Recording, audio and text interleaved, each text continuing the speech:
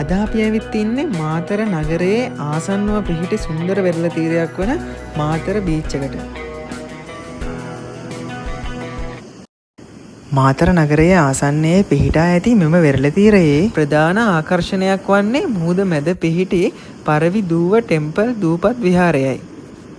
පාලමක් කරහා මේ පන්සලට යා හැකි වන අතර එහි සිට මුහුදේ සුන්දර දර්ශන නරඹන්නත් පුළුවන්.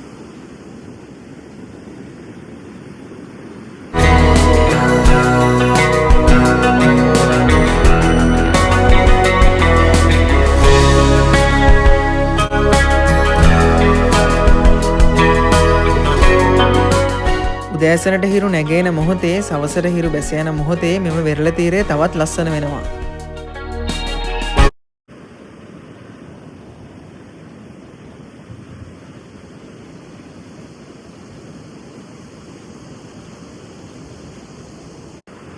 ඔයත් මාතර එනවා නම් මේ මාතර නගරයේ ආසන්නයේ තියෙන මේ බීච් එකට ඔයත් අනිවාර්යෙන් එන්න.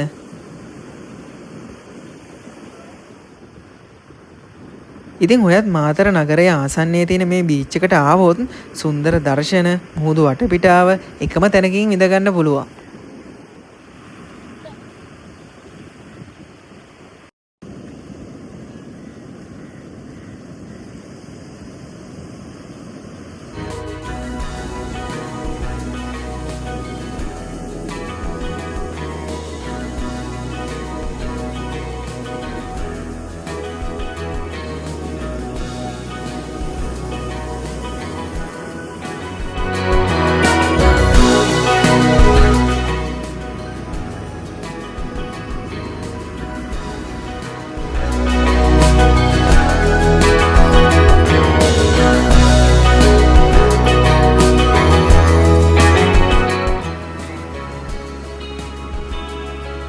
ඉතින් වීඩියෝ එක හොඳයි නම් අනිවාර්යෙන් ලයික් එකක් කමෙන්ට් එකක් දාන්න.